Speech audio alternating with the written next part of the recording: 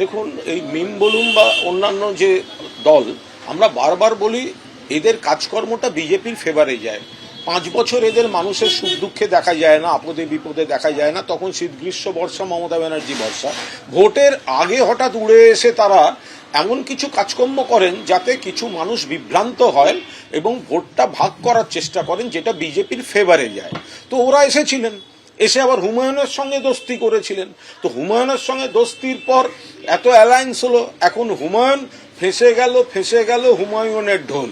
তো তারপরে এখন লোকলজ্জায় বলছেন আমরা এখন সরে যাচ্ছি, কিন্তু আপনাদের তো উদ্দেশ্যটা এক ছিল, অর্থাৎ এমনভাবে কিছু মানুষকে কনফিউজ করে ভোট কাটা যাতে বিজেপির উপকার হয়। এখন হুমায়ুন পুরোদস্তুর ফেঁসে গেছেন এবং লোককে ভাসিয়ে বসে আছেন।